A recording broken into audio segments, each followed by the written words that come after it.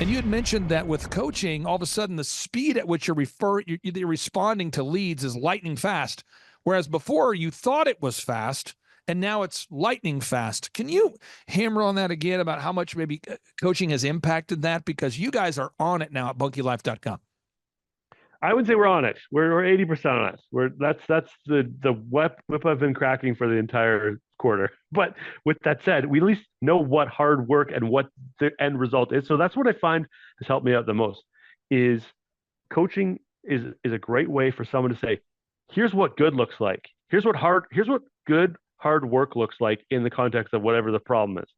And so if you can constantly be elevating that process, actually the whole business does like remarkably better. I can speak to that personally because we've really been trying to hammer this home over the past really 3 months.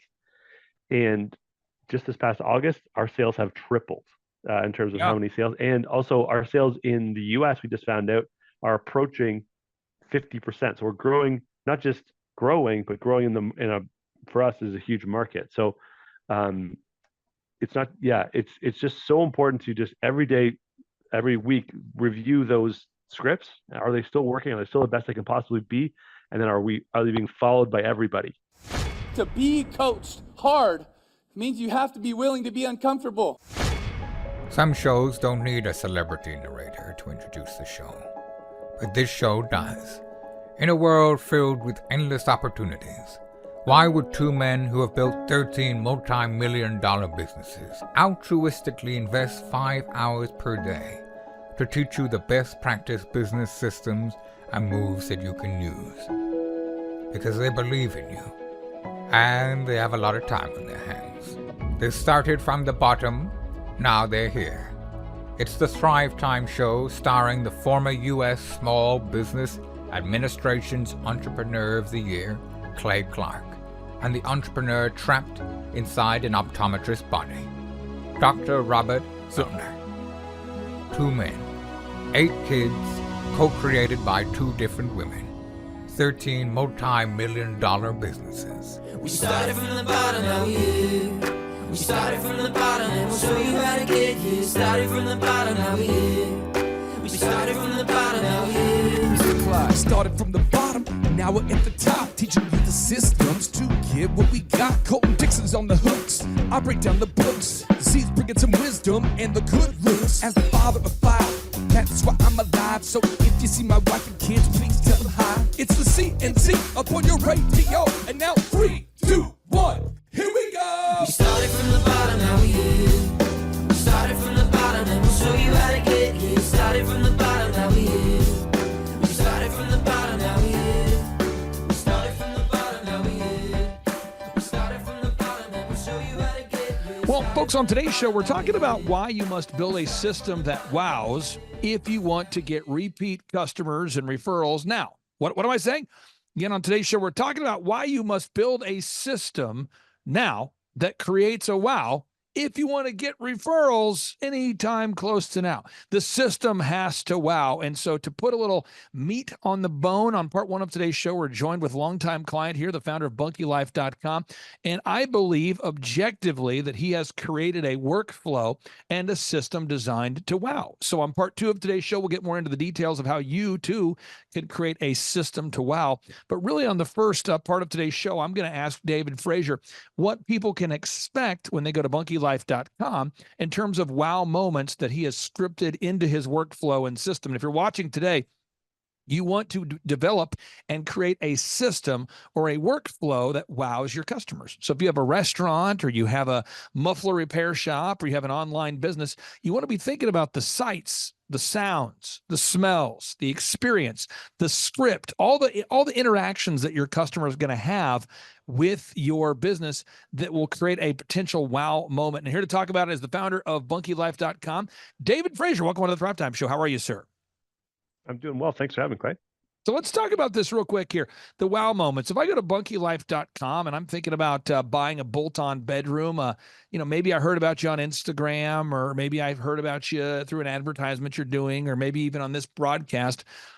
Tell me about the wow moments that you have scripted into your process that are consistently wowing customers. we're talking like after someone purchases. That's kind of the idea. Kind of like the pre-purchase wow, and then maybe even the after-purchase Yeah. wow. So the first thing that we're trying to establish is we want to get back to you within 10 minutes. If you email in and you're a good lead, you're a qualified lead, so you own land, you have a timeline that's somewhere in the next 12 months, and you don't want to live in this in Alaska, like you're using it for something realistic, then ideally you want to hear from a human being in 10 minutes or less. So that's our first wow. And when that happens, we're getting there to the point where it's happening, but it needs to happen all the time. But when it happens, people go, wow, I didn't expect to hear from you. And then another thing is when they call us, it's a little bit shocking, but they get a human being. And a lot of times they'll call us and they'll say, oh, I was just calling to leave you a message, you know?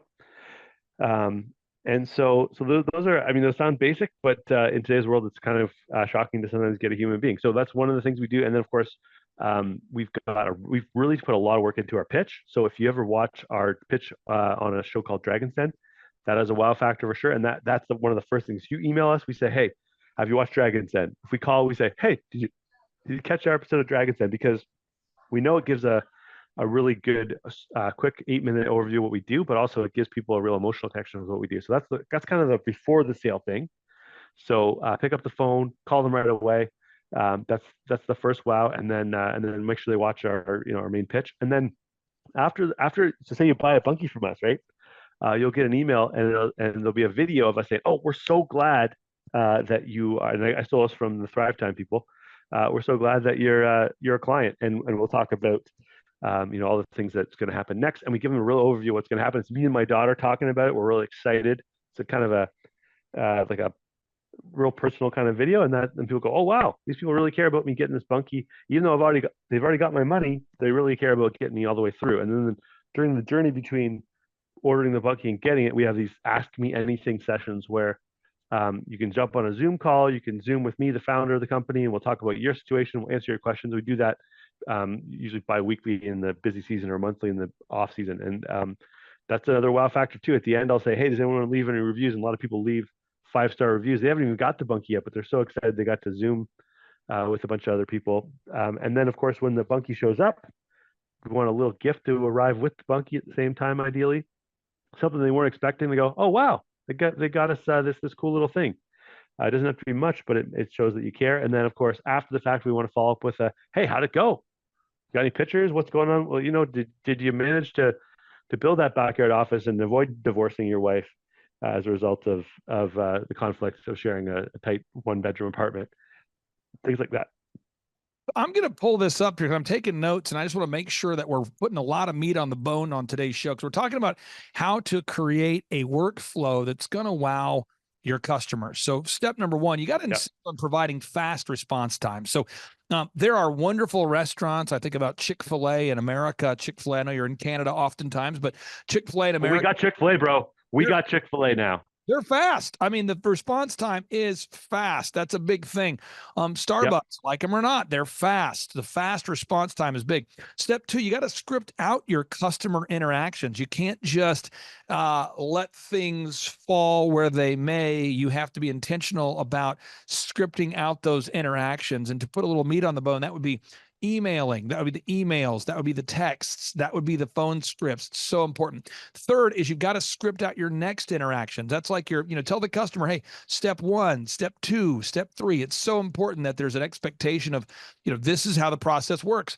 And then step 4, you've got to follow up with every single customer to gather an objective review. It's just so important you do that. Let's go through those again to make sure I'm not missing any details here.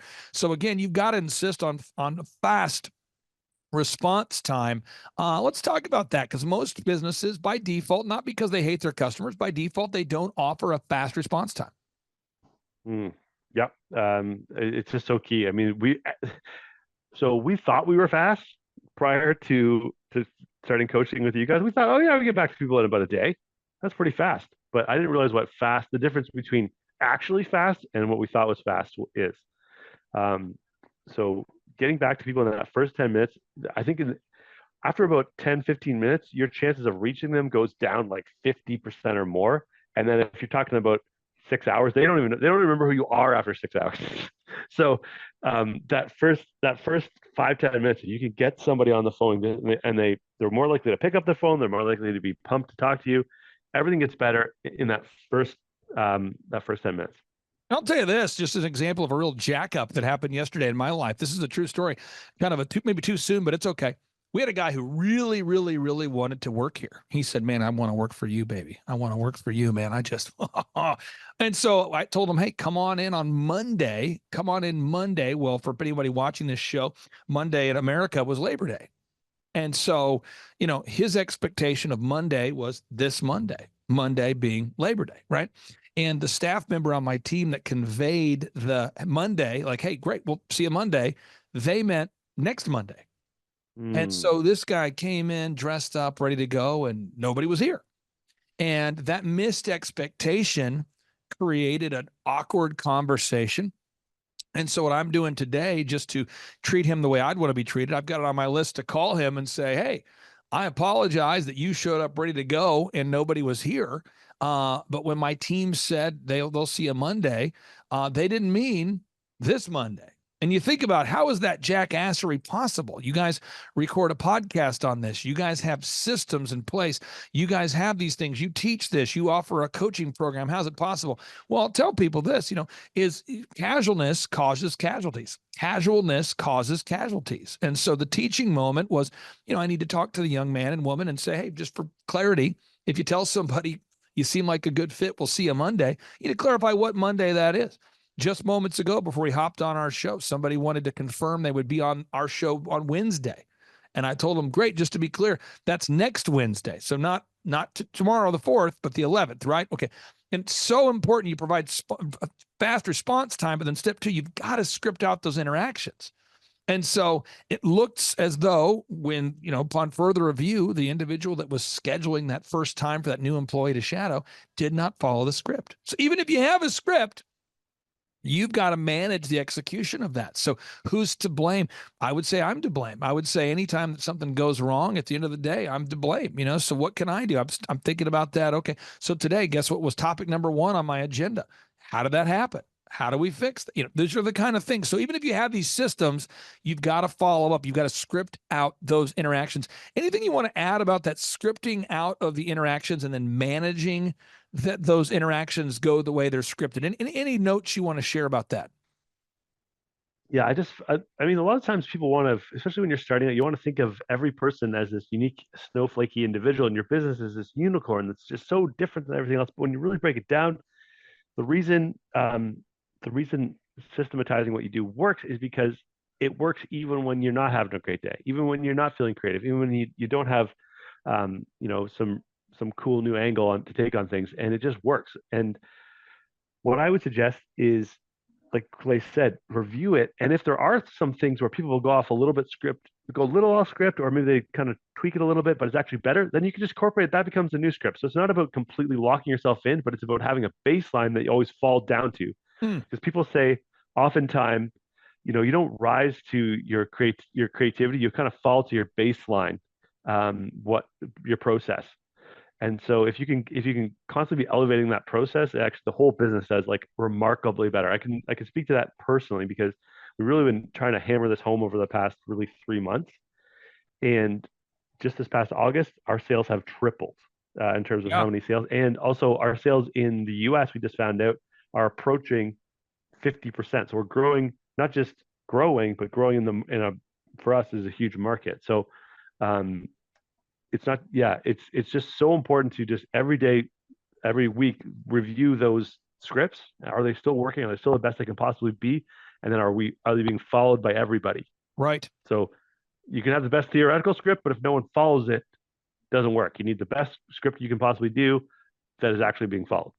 Now, again, step number 3, you got to script out those next interactions. You say, well, what do you mean? I mean, you tell the customer, if it's a 2-step process, we're going to choose the bunkie. Okay. Then we're going to pay for the bunkie. Okay. We're going to choose the bunkie. Then we're going to figure out a price quote for the bunkie. Then we're going to pay for the bunkie, or whatever your step is. If you're selling mufflers, you're selling haircuts, you're delivering pizza, you've got to be clear about what those steps are. And then step number 4, you've got to follow up with every customer to gather objective reviews. You've got to gather those objective Google reviews. Now, I want to be very clear, objective reviews. It's really important to ask people for objective reviews. One, because you want to actually get real feedback. I mean, that's a big thing, okay? Very important that you do that. Now, one thing you mentioned, and I want to hammer home on this, is that you said, I found this to be true, when I teamed up years and years ago with a search engine optimization coaching service that I hired, I thought I was pumping out a good number of objective reviews. Man, I thought I was. I was getting one objective Google review a week. Thought, man, I'm on fire. I was getting one article, one page of 1,000 words, one page of 1,000 words of original HTML content, that keyword rich, focused. My team and I, we were writing one page of content a week, and we were getting one review. And then when I reached out to a coach who said, well, you need to be putting out, 10 pages a day of content. You really need to gather 10 objective reviews if possible. You want to get in front of real customers, gather those real objective reviews. And I'd never heard the concept of 10 in a week. And I'm thinking, wow, I'm going to have to really, be more intentional about asking for those objective reviews. And you had mentioned that with coaching, all of a sudden the speed at which you're responding to leads is lightning fast. Whereas before you thought it was fast, and now it's lightning fast. Can you hammer on that again about how much maybe coaching has impacted that? Because you guys are on it now at bunkylife.com. I would say we're on it. We're 80% on it. That's the whip I've been cracking for the entire quarter. But with that said, we at least know what hard work and what the end result is. So that's what I find has helped me out the most. Is coaching is a great way for someone to say, here's what good looks like. Here's what good hard work looks like in the context of whatever the problem is, right? And a lot of times, for me, I'm like an attack dog. I just need someone to point me in the right direction, show me where the salami is, and I will attack it. And that was what it was like for me. Like when the big emphasis was, okay, we're going to focus on Google reviews. We got a couple hundred reviews. That was the first thing we did. So we wanted to be at least double everybody else in our category. So we did that. And the next thing was, okay, it's taking too long to get back to leads. Okay, what does that look like? Well, that means you call them in 10 minutes or less. I thought prior to coaching, it was just like, oh, we emailed them back once within 24 hours. I thought that was good. I mean, that was better than the average in my little local market. But if you want to play with the big dogs, you want to be growing. I just didn't know what it looked like. So for us, it's 10 minutes. You're going to get a call. You're going to get an email. You're going to get a text. You're going to get all the above, and you're going to you're going to get that in 10 minutes or less. That is our goal. We're getting close to getting there every single time. This right here, folks, is some profound stuff. It might not seem like the deepest show of all time, but this is the stuff that moves the needle. And if you're out there today and you say, you know what, I'm actually looking for a bolt-on bedroom, I'm looking for a custom cabin, I'm looking for a way to add on to my home without pulling a permit, I would encourage you to check out bunkylife.com, bunkylife.com. That's David Frazier. You're going to hear him more often than not on a weekly basis on the Thrivetime show. And David, I really appreciate your time. I'll give you the final word there, final 30 seconds. What say you, sir? Okay, let's say you've got a backyard. You've got a situation where you want to have everybody over. You want to have a party at your house, but the reality is people can't stay. They're leaving early. You're embarrassed. People are crowded into a small bedroom. You're kicking your kid out on the couch. You have to observe, your daughter's friends. Loaf around the house. Let's eliminate all that problem with a bunkie. In the backyard, you could build it in a day or two. With your friends and family, you can even put it together. You don't need to be an expert carpenter, just a guy with some tools like a hammer. Put a bunkie together in your backyard. We can make it happen, especially if you're in the US. We could ship to you within weeks, guys. We can have this happening for you in a very, very short window of time. And all your problems could go away with space, and you could have a beautiful extra space in the backyard as soon as next week. David Frazier, thank you so much for your time, sir, and we'll talk to you next week. Okay, thanks, Clay. Bye. Hi, my name is Ethan Lynn, and I'm the owner-operator of Peak Medical Technologies, and we're based out of Boise, Idaho. I've used Clay for about a year now, and generally speaking, he's helped me quite a bit just in business. So we have weekly meetings, we go over an agenda, he gives me tasks to do, and he holds me accountable. So things like making sure that we're doing group interviews, making sure that he has all the information for me needed for the Google searching work that he's doing. So I'm constantly leaning on him for business questions, business kind of things as far as how do I do this or how do I do that, how do I handle this contract, how do I handle contractors. I've learned a lot from Clay about how to work with contractors. We are building some software products right now, and I think his visual team is very good. So they provide visual selling kind of brochures, pamphlets, and they look really professional. They came up with all my website. They did all my logo designs. So from a business perspective, it's been very, very good for me. Not just that, but having a coach that is holding you accountable, that's there to help you. So it's been, as a business owner, it can be really, really lonely. So that's been a really good thing for me. Yeah, if you choose to use Clay and work with him, I think you'll be pleasantly surprised. He's got a lot of energy, and I think he tries to impart that energy to his clients, and it's infectious. So it's been a very good experience. So yeah, good luck.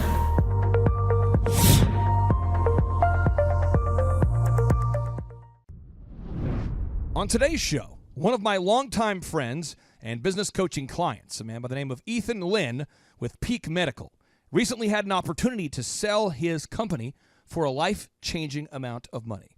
So on today's show, we talk about his process of starting his company, growing his company, and ultimately selling his business. There are so many knowledge bombs during today's interview.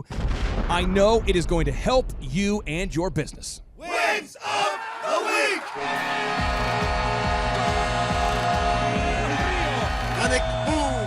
Doing the bull dance, feeling the flow, working.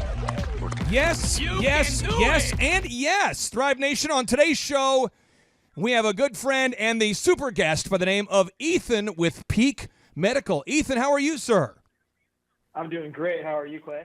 Well, I'm excited to interview you, my friend, because you have reached the peak of entrepreneurship, the summit of Mount Entrepreneurship. Could you tell the Thrivers about what just recently happened in your life? You don't have to get into all the nitty-gritty details, obviously, but what just happened? Sure. Yeah. So I started working with you a couple of years ago and just sold my company. So I had been in business on my own for almost 20 years and sold the company, and there you go. Talk to us about those 20 years. When you first started Peak Medical, like, what is Peak Medical now, and what was it when you first started? Sure. Well, Peak Medical really is it was and still is a consulting company, and it's a niche market that we deal in specifically with pathology laboratories across this great nation. And so we do consulting services, IT consulting services of all kinds, so interfacing, laboratory information support, adjunct staffing, you have it, whatever kind of has to happen with the laboratory system at a pathology laboratory we were dealing with. And it was basically kind of a lot of, I guess we were in one aspect of the business, and we were purchased by a software company who felt that we were a good, additional resource for them. So they have obviously a software package that they're looking to put out in the market, and they needed people with experience who were working with all the different laboratory systems out there, so we kind of are going to be their integration arm for that. So, but it was an interesting. I guess if I could see down the line what would have happened, I never would have seen this happening. Now, when you started Peak Medical, how did you go about getting your first 100 customers? How did you make that phone ring? Well, it was kind of interesting, kind of how it happened. It wasn't that I had to go and find the customers. In the beginning, the customers were coming to me. I had learned a software package at working for a hospital, and decided to go out on my own because I had met all these other software users, and I could tell that there was a market for it.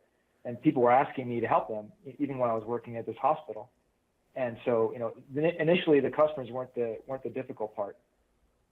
So you found a problem, that you saw a problem, and did anybody come to you and announce to you that they wanted the solution, or did you have to come up with a solution and see if they wanted it? Walk us through that. When you first saw the problem, were people saying, "Hey, I would pay you to do this"? Yeah. I mean, I was actually meeting these different. So every year they had a users conference for people across the country that use the same software package. So I started meeting all these people across the country while I was working for this hospital. And towards the end of my time at the hospital, at these user conferences, people were starting to ask me for me to help them. So it was kind of handed to me on a silver platter, so to speak. It's a little bit different than some of the other entrepreneurs that go out there. They start from scratch, and have to drum up all their customers, from phone calls or whatever else they're going to do. Ethan, do you like Apple stuff, Apple products? Are you into that? Do you care about it? I don't care either way. I mostly use PC, but Apple software is cool. Apple stuff is cool. Yeah. Well, I was going to say, I mean, something that I certainly don't have this level of genius, and I'm not saying that you're not a genius, but you are doing what I would consider to be 90% of entrepreneurship. You're looking for a problem that you can solve. Right. Whereas, like Steve Jobs, Elon Musk, these guys are sort of geniuses in that the world wasn't running around saying to, Thomas Edison, hey, I would like a light bulb, please, because they didn't exist yet. Or right. No one was going up to Steve Jobs saying, hey, the mainframe is too big. I want a personal computer. They were just inaccessible by the average person, What Elon Musk is doing with SpaceX right now and Tesla, that's kind of that genius level entrepreneur. And I feel like what you're doing is like the very realistic entrepreneurship that anybody out there could do. However, it had to have seemed a little scary when you first started Peak Medical. Do you remember what it was like to start the company? Oh, it was terrifying. Going on your own and leaving that warm place, is it's a very terrifying experience. It's just a matter of I got to a point in my life where I was like, it's either now or never. And I never liked the idea of somebody kind of holding the purse strings and holding things over my head and making decisions that I didn't know about. So to me, it was I weighed the goods, I weighed the bads, and the goods far outweighed the bads as far as I was concerned, and you just got to go for it. Now, did you and your wife talk about like, hey, when I get to this much money in the bank, I'm going to start the company? Or did you have a certain jump point that you determined? Or how did that decision to go full-time, all in, starting your own company come about? Well, at that time, I actually wasn't married. So oh, wow. The decision was fully mine. Okay. and I actually got offered a consulting contract by a different hospital. And so the reason that it was easier for me to make that jump was I did have a level of stability. I had a full year contract with them. And as an independent consultant, I was able to bring on other customers as well. I wasn't hindered by a non-compete and that kind of thing. So it was the best of all worlds. Had I not had that contract, maybe I wouldn't have got on my own. I don't know. And so how did you pay the bills when you were first getting started? Like, how long did it take you to actually make a profit? I was profitable right off the bat, and I know that's kind of a unique scenario. But I didn't have a few months where I was really digging into my savings. I didn't take any time off. I kind of quit one job and started right the next, and that's what made me comfortable. So what was the hardest part in growing Peak Medical? As you look back 2 decades, what was the hardest part? Well, the hardest part for me was as the market changes and as the job changes, you have to kind of look internally, I think, and change the way that you look at the business and change the way that you operate. And, it's easy to get kind of set in your ways, so to speak. And one of the great things that, working with you is that, you forced me to take a look at things and reevaluate. And I think that's one of the most important things. You're a very coachable soul, which is awesome. I know, like, for me, I might have no idea what I was doing wrong, with my businesses. I had no idea early on. I just was doing it because that's what I always do. And then I get to a point where I knew I was stuck, and I knew that I needed some help, but I didn't even know where to turn to for help. So I turned to a lot of these, contract consultants where they sign you in for like a 1-year deal. And they talk in circles about metaphysics, and then you don't have any action items, and it's just sort of like you just leave with feeling like I must be an idiot because I'm not getting it, or I definitely don't want this anymore, but I'm stuck with a contract. I think the neat thing with us is when you told me you're selling the company, I'm not sitting there every month going, well, you need to pay me for 2 more years. There's none of that kind of stuff. And I was really excited for you to sell the company. Walk us through the process of selling the business. What were your initial emotions when somebody contacted you and said, "Hey, I want to potentially buy your business"? Was it a negative? Was it a positive? What were you feeling? Oh gosh, it was across the board. My first thought was like, this guy's just kind of blowing smoke. Smoke blower. Yeah, exactly. And when that was the first time I've ever done it. That was the first person that had ever come to me asking me, potentially to buy the business. Mm-hmm. So my first thought was like, wow, this is really different. And I guess going down the line, I was getting kind of excited about it. But one of the great things about working with you was that you were looking at it from a very conspiracy theory type of I guess a point of view, and you really helped me to kind of stay grounded on stuff. And because I think you have to during that process. Number one, it's not a fast process. It takes a long time. You have to do due diligence. It's a very involved process. And you can't get to the point where you're just kind of saying, okay, forget it, whatever. You really have to. It's kind of like you're redoing your house. Right. And, it starts getting difficult and you say, forget it or whatever. And then in the end, it looks like crap. Right.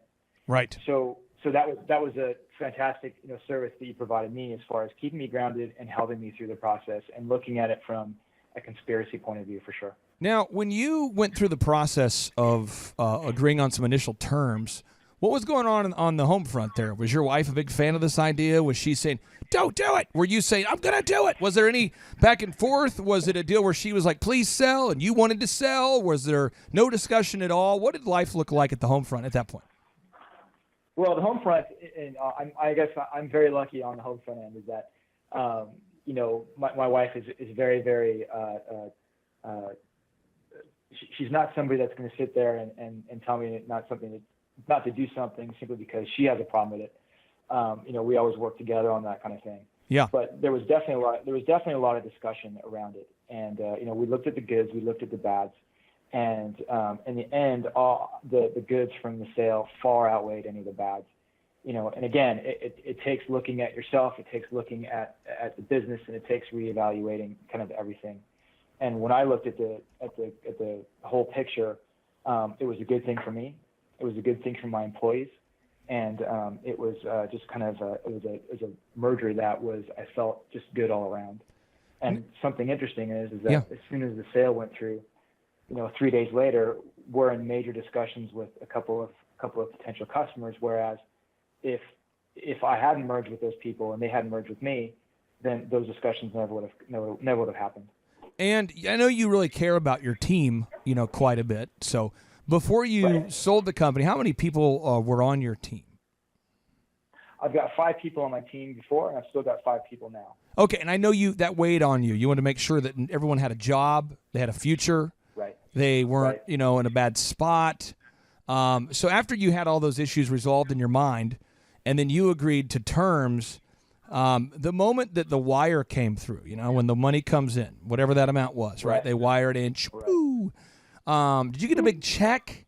Did you get a chipoo, like a sound effect they sent you, chipoo? Did you get a Facebook message saying bling bling? Did Ed McMahon show up and say, "Hey-oh"? I mean, what happened?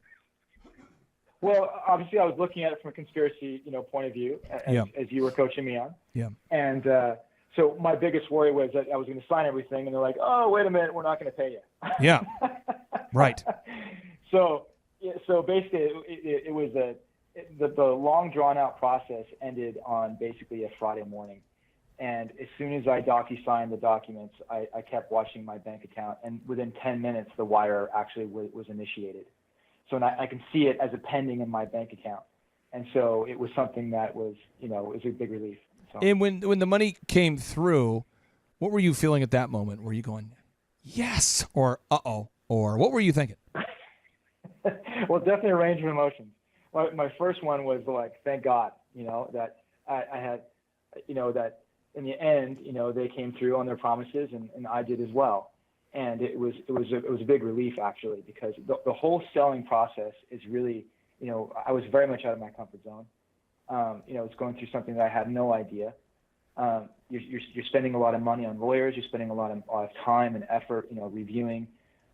You're signing your name to, reps and warranties that you're pretty sure on. but there's always places where you can forget things or that. And so it's a stressful process. So when the money finally came through and everything was signed, it was a relief. So you mentioned, you have to sign these representations and warranties documents. Right. What other kind of documents did you have to sign? Because there's got to be other listeners out there who are trying to sell a company right now. They're going through this right now. What other kind of documents did you have to sign? So obviously the process starts with the due diligence. So which basically means that you have to disclose all of your contracts. You have to disclose all of the company's assets. You have to basically have an open book to everything that they may, may have an issue with. Idea being is that you want to be as forthcoming as possible, because the company that's purchasing you, doesn't want to, get down the line and think, oh, well, I didn't know that. And so, hopefully, if people are out there selling their businesses or trying to, one of the big things that is a strong bookkeeper that knows how to do those kind of things. So my bookkeeper has been awesome, and so our books were tight. They were good. There was no real serious questions from the potential buyers. So we got through the first due diligence process, and then a big old fat contract comes our way, which is basically the purchase agreement. And so the purchase agreement, really, you're going through there, and you're negotiating back and forth on that on different terms. There's again, you're warranting certain truths about the business that as they understand it and that you understand it. Yeah. You're disclosing any kind of contracts that may be in conflict. You have to look at it that way. And in the end, I also signed an employment agreement, and a non-compete. So by selling my business, I was agreeing to not compete against them, and I was also agreeing to work with them for 2 years. Okay, so I'm going to make sure, I'm not trying to hold you accountable to remembering every single document you had to sign, but this is powerful stuff for somebody out there. Did you guys sign a non-disclosure at some point? Did you sign that? Yes, we did, an NDA, correct. Yeah. And was that pretty quick? Pretty quick into the deal? Yes. Okay. That was very quick. And then you had a due diligence document, which basically let them know, like, hey, I'm going to provide conflict of interest, my contracts, as far as any contracts I have. You're going to full customer disclosure, full asset disclosure, a purchase agreement. All these things are being agreed. Is there any other documents you remember that you had to look at and go, what is this? Oh, I know you're leading me somewhere, but I don't recall. No, it's okay. I had a rule I wanted to share with all the listeners out there, and I don't know if you and I ever had to go over this rule because you had your stuff together, but a lot of people I have to go over this with them. They say, I want to sell my business, and I go, yes! And they go, here's my problem, and I say, what's that? And they say, I haven't really done my accounting for a couple of years, man, and so I've been having a lot of these brownies, man, and been running around the mountains, having success and having these brownies. And, a lot of times people are they get to a level where they're, profitable. And if you have loose books, you really don't get any second looks. Because if somebody calls you and you're way behind on your taxes or your numbers aren't accurate, that would have been a nightmare. Now, you've used the same bookkeeper for a long time. Are they a full-time bookkeeper or? No, she's a part-time bookkeeper. Oh, wow. And so, and the good thing about working with her is that she had access to a fantastic CPA. Yeah. So, all of our taxes and that kind of thing were really in order. And so that was really the easy part of the whole process. You should probably buy her a big burrito or something. I'm sorry, go ahead. You should probably buy her a big burrito or something to celebrate her bookkeepingness. Yeah, exactly. Do you have a Qdoba in town or a Chipotle, or what do you guys have there in Boise? Yeah, we've got a Chipotle here. We also have a local co-op that actually has fantastic burritos. Oh my gosh, yeah, you probably have to get her a nice co-op burrito. That's probably what you have to do there. There you go. I'll tell you that. Yeah.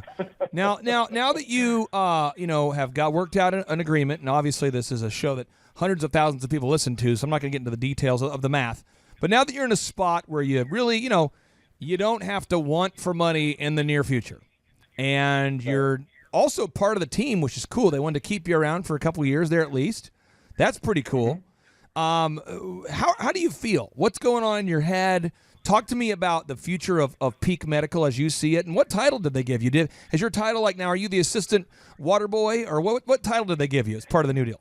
To be honest with you, I don't even know what my title is.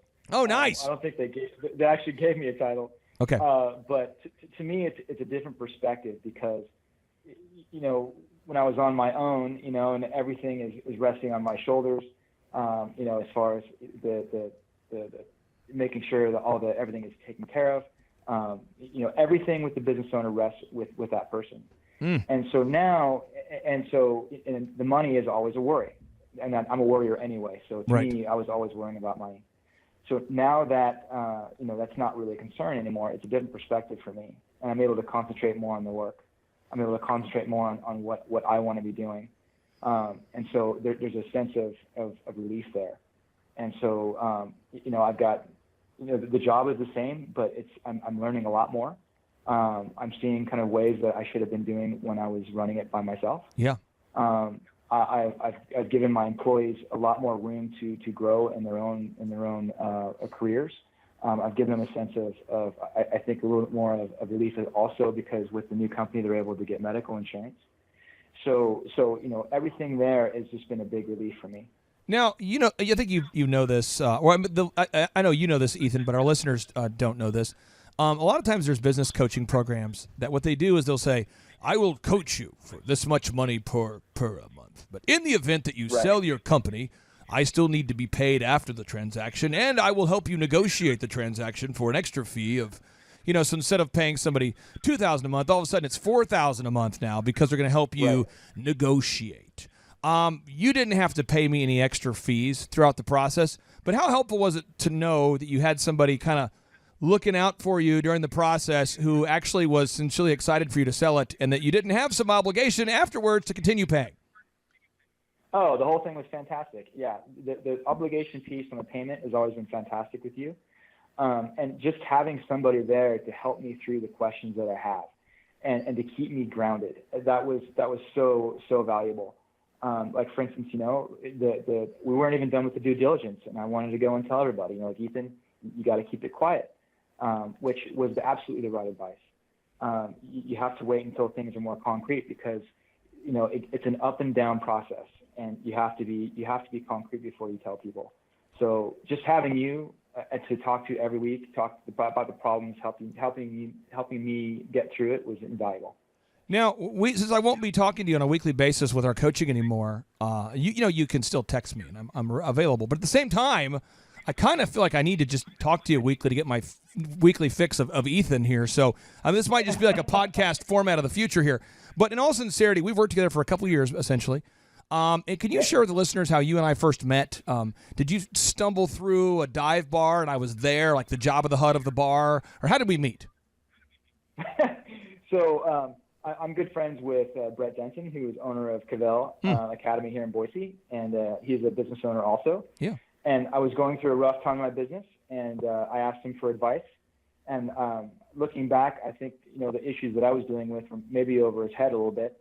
And he got me in touch with you, and which was really great. And so it was definitely through a friend, but I'm just so glad that we were able to get hooked up, and everything that you've been able to help me with.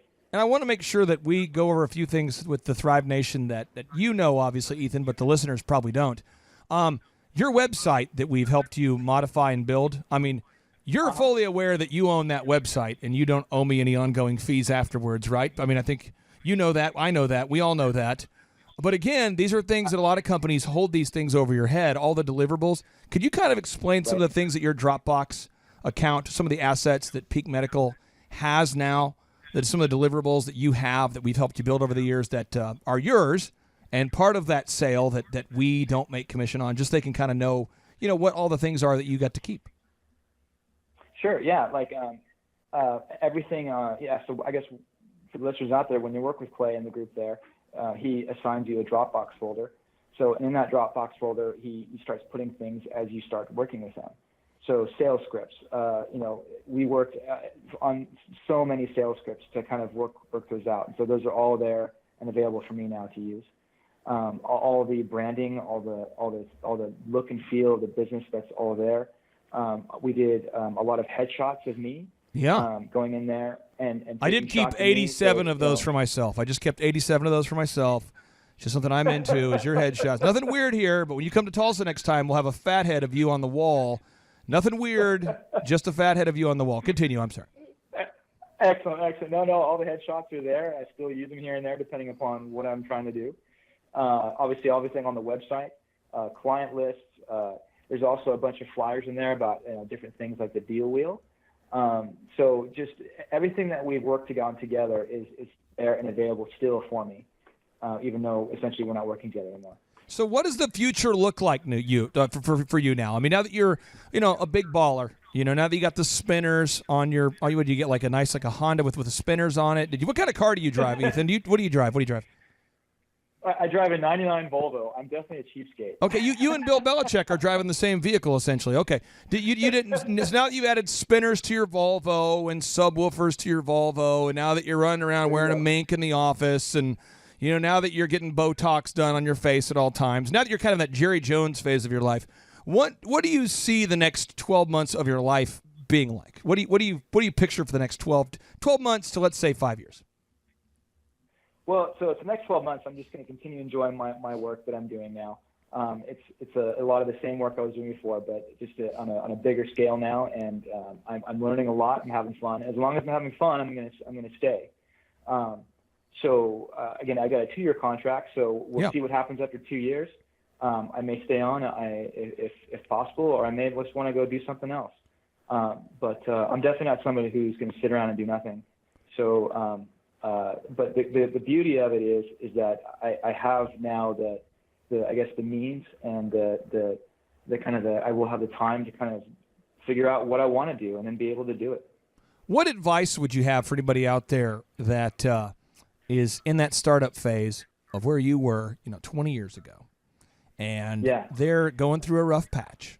They started the business, they had some initial wins, some early customers, but now they're like a decade in, and they're in that wilderness, and they don't know what to do next, and they're just sort of, I don't know what to do. They're just overwhelmed by, just trying to tread water, but also knowing there's a problem, and they're just kind of. What advice would you have for anybody out there listening right now who wants to get to where your company is now, and they're not there yet? They have, they got some initial wins, some early customers, so they can pay the bills, but they're just overwhelmed and stuck.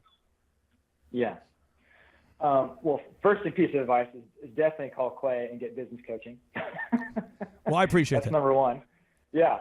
But I guess the first question I think that you have to ask yourself, if you're going through a rough patch in your business, which I don't know of anybody who hasn't, and it's a difficult process. Number one, because if you're a business owner, it's a very lonely place to be. Yeah. But I think that you have to really ask yourself and be honest with yourself: is do I believe in the business? If you believe in it, then I say keep going. Don't give up. Because if you do give up, then all the work you put into there is really, it potentially may be for nothing. So I just say keep going and figure it out. There's always a solution, and it's just a matter of keep going and figure out that solution. And that's really what it's all about. And I think that, I loved working with you because you did tap into a lot of the different resources. I mean, you came to Tulsa for headshots and video, and we did print pieces and stuff. We also did some software enhancements, where we made the software look better graphically for you. And then you came to a conference. Could you explain for the Thrivers out there what your experience was like at our conference? And feel free to air your grievances, too, if you're like, it was bad. I mean, please feel free to share. No, absolutely. So the conference actually was a really great experience. Number one, what I always really appreciate about anything all the times I've come to Tulsa to work with you or to be there is it is everything there is very positive. The minute you walk in the door, everything there is positive. The people that are there, I think, feed off of that. And so it's a very, very just kind of good experience to be there because you're talking with other people. You're learning about new things. You're able to kind of figure out problems and talk to other people who have gone through the same issues that you are.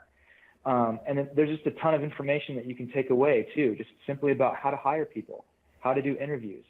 Everything that you struggle with your business, you guys have gone through and figured out solutions for. So, if you're struggling with your business, if you're doing, and if you need help, I definitely recommend going to one of those conferences. Number one, because it'll make you feel good. But two, is that there's actual practical solutions that you'll learn there. And I feel like at the conference you came to, and it's been a while, but I feel like you came to the conference where the Delricks were in town, the people from the clinical research facility in New Orleans. Did you meet those guys, Tyler and Rachel? Do you remember meeting those guys?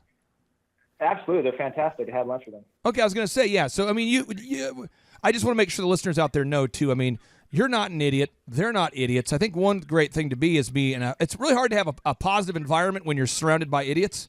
Could you maybe talk about the quality of people you met there and maybe our super high pressure sales techniques that we did between every session, right? Yeah, right. Yeah. No, definitely. Everybody that I met there was very of a high caliber person. And there were no high pitched sales in between. It was basically, you guys wanting to impart your knowledge, which was fantastic. So as far as the people there, they're great. It was just a great experience. Well, I tell you what, Ethan, we have a lot of listeners who listen to this podcast all around the planet, and I know that you have a niche business, a niche business, but maybe there's one out there listening right now that could benefit from your company. Can you tell everybody what your web address is and what exactly you do? Yeah, definitely. So I was peakmedicaltech.com, and now we were purchased by a company called Gestalt out of Spokane. And what Gestalt does is basically they bring the digital age to pathology. So if you think about radiology, people or doctors looking at radiographs and determining broken bones and those kind of things, they took that technology and moved it into the realm of pathology, which is looking at slide images.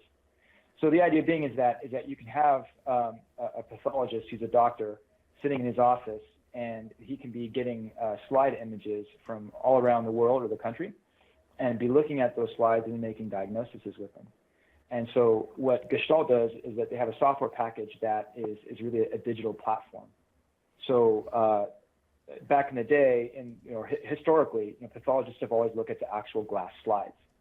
So and that type of technology is really, or that type of workflow is really kind of going away with the advent of digital. So it's a very exciting time, and so if anybody's out there looking for a digital platform for their pathology business, definitely look us up. And my final question here for you, a lot of people say, gosh, sometimes after I sell a business, there's a secret rebel inside me, that entrepreneurial rebel spirit that I used to have, and I feel like now that I've sold my business, I've kind of, in order to become the man, I've had to sell out, Have you find yourself wearing like cut off Peak Medical t-shirts to work and just chanting peak, peak, peak, peak, even though you're now clearly a part of Gestalt? Well, the transition was a good one for me, and so I'm actually excited to be a part of Gestalt, and I'm kind of jumping in with both feet. The people that I'm working with now are fantastic. Yep. And so it's just a good thing for me. So. Is that a subliminal way, passive-aggressive way to explain that you're wearing Peak branded shoes? Yeah, exactly. Okay, nice.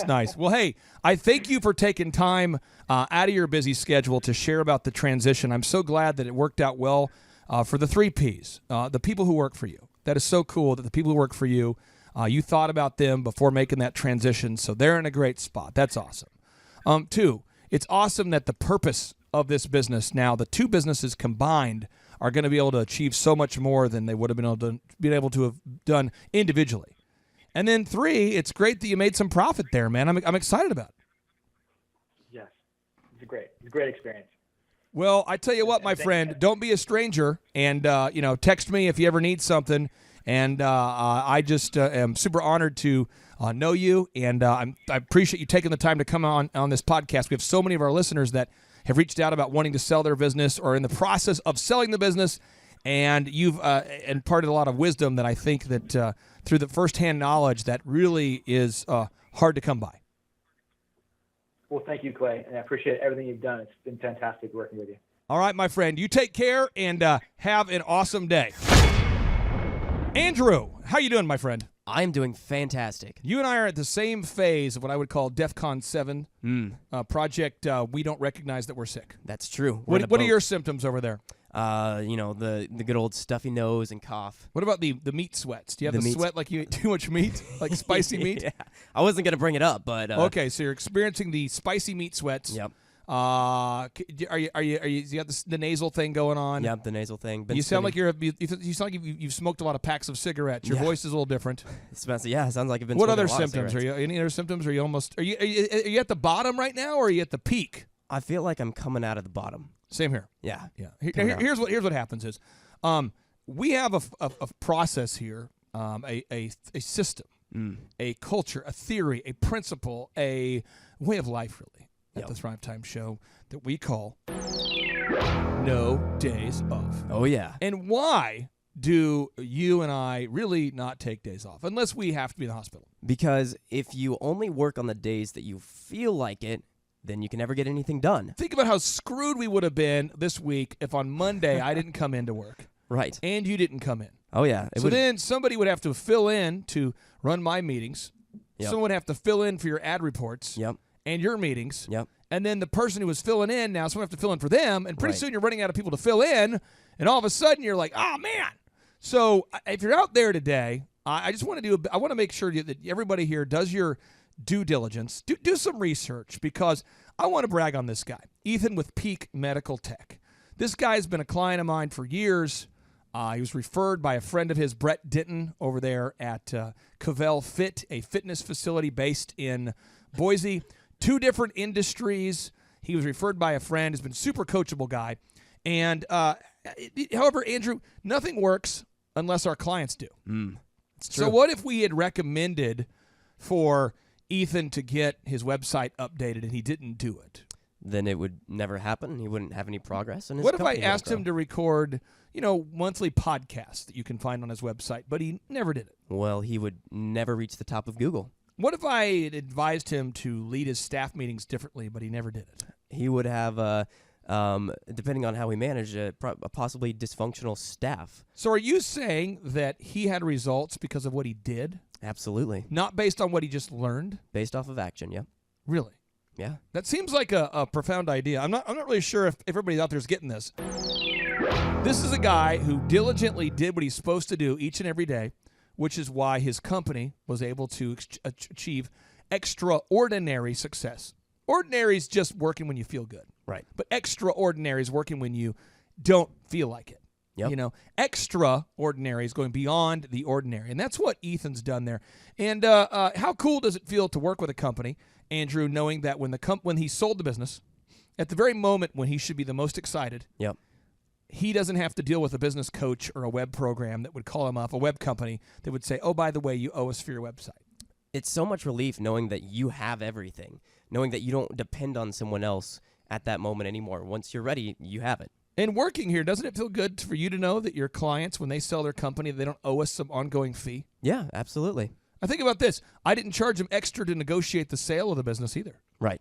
Yeah. There's a lot of companies that do that, though. Yeah, they try to squeeze every penny out of you. You've worked with, think about Papa Gallo's. Think we were talking to them today? Yeah, I talked to them today. They've had crazy wins today. Crazy. What kind of wins do they have today?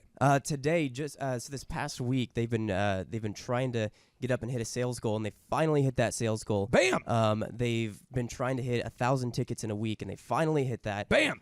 They have had the greatest sales week. They've had the greatest week in the bar. They've had just crazy amount of wins. They're killing it. So what I'm going to do is I'm going to share some of the specific action items and the knowledge bombs from today's show, just so we can unpack them.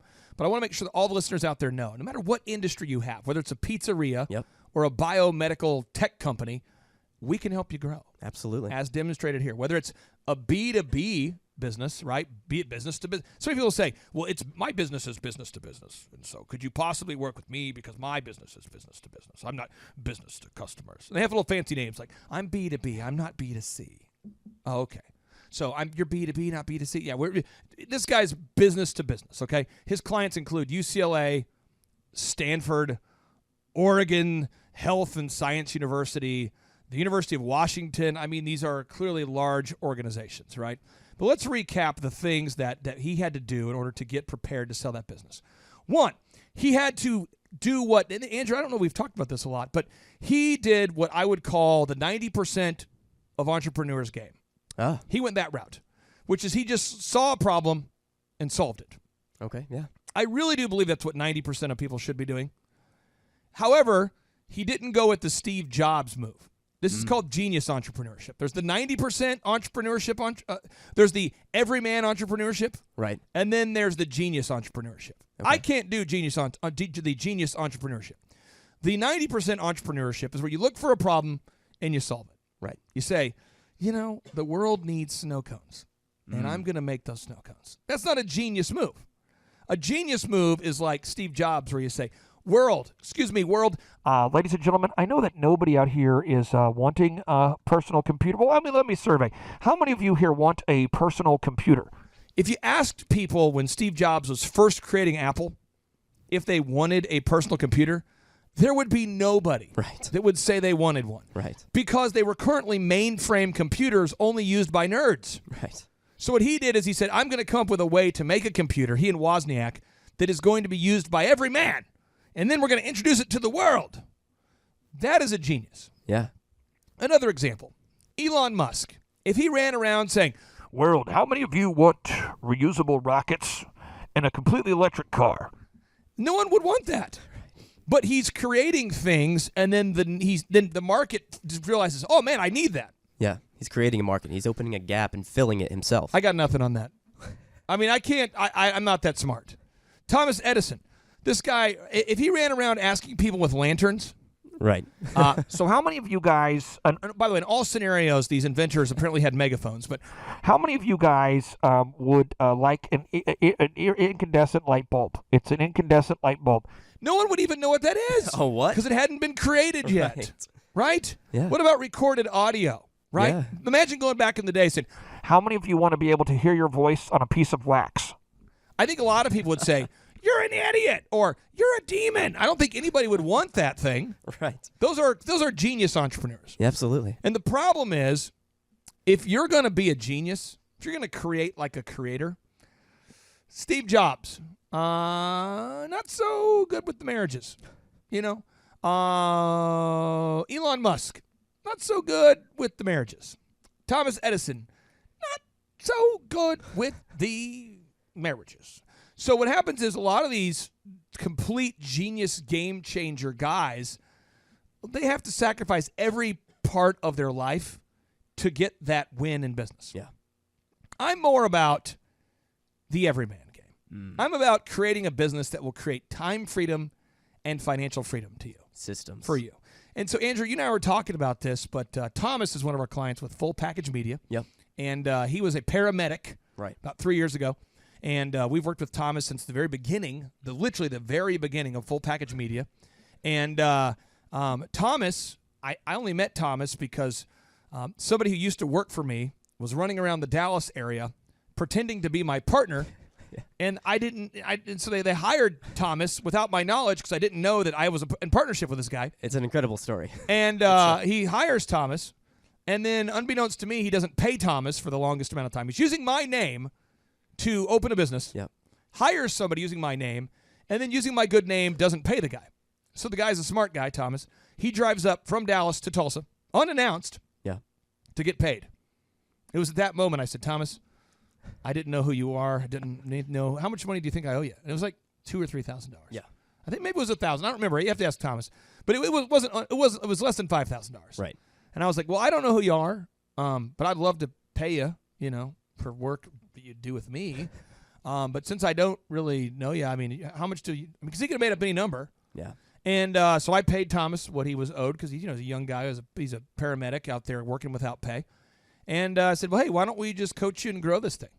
So we've grown Full Package to the point now where it's, think about this. In the month of February, which is typically the slowest month of the year, dude's doing north of $25,000 a month of revenue. It's crazy. Or a week of revenue, $25,000 a week. Think about this. If you were doing $25,000 a week of revenue and you were doing that times 52 weeks a year, that would be $1.3 million. It's hot. And the profit margins on that company, by the way, because it does real estate photography. By the way, everybody should look this up real quick. It's called Full Package Media. Full Package Media. Look this up. This is a company that, Andrew, what kind of a profit margin do you think you could make on $1.3 million if you had a Full Package Media? Ooh, off the top of my head, I don't know, 25, 25%? It's about a 32% profit margin. Ooh. That means that you as the owner would make $416,000. That's hot. That's incredible. Doing real estate photography. Yeah. Now, what's really cool is we're going through the process of franchising that. Yep. Now, here's what's going to be crazy. Is my understanding is that you guys might be doing Oklahoma City? Yeah, we're looking at Oklahoma City, yep. Speculate. What do you think it's going to cost? Thomas and I are going through the line item list of what it's going to cost. Because the way we do it is we sell the franchise for $1. Right. And then if you have one, what happens is that every week a team on your behalf, so you don't have to make these calls. If you're a franchise owner, right. You don't have to make these calls. The full package team will call the realtors for you and schedule the first shoots. So you just wake up with a full calendar every day. How much money do you think it would cost you in initial equipment to get going? Oh man, with gear Because everything. for cameras, I mean, you got cameras, you got drones, lenses, 30, 30, 40 grand. Yeah, we're talking about 30, bro. Oh man, for 30 grand to be able to generate some sick revenue, that's a move. And you know how I build businesses, but the whole point is to create what? To create time freedom and to reach your goals and your why. Time freedom and financial freedom. That's the goal, right? Steve Jobs, though, what was his goal? What do you think Steve Jobs' goal was? To make a device that's simple and can do very few things well for the masses of people. Steve Jobs, I think you're pretty close there. Steve Jobs, what he wanted to do is he wanted to create simple devices that are usable by the average person, that were elegant, that were simple, and that had unbelievable performance. But Steve Jobs, I mean, his goal was to just make the best products ever, insanely great products. So something he talked about a lot. So you can't ever really achieve time freedom and financial freedom if you want to make insanely great products as your end goal. Right. If that is your end goal above your time and family and everything else, there's a trade-off. And that's why I would encourage everybody out there, if you go to Full Package Media today, just check out that website. I mean, if you're out there and you're going, I'm a doctor. I'm a foot doctor. I'm an ears, note, and throat doctor. I'm a dentist. And I don't make $400,000 a year. I want to make $400,000 a year, and I'd love to have time freedom too. Tell me more. Well, you got to go up there to fullpackagemedia.com and check it out. This is a real guy. Just Google search Dallas real estate photography real quick. Dallas real estate photography. Do a search for it.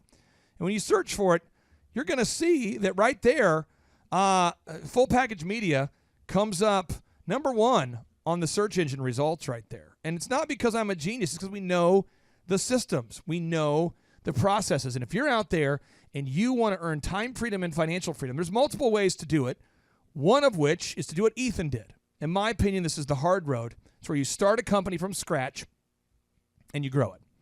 And Ethan said on the show, it's taken him 20 years to do it. 20 years. If you're somebody who has the tenacity to do it, through our coaching program, we can help you do that. That's one way. Way number two is buy a freaking franchise. Now, a lot of times you buy a franchise, they're going to charge you up front, like, $50,000 up front for the fee, $25,000 up front for the fee. If you get a full package, it's $1. That's crazy. Now, it's not $1 for everybody. It's $1 for the first 20.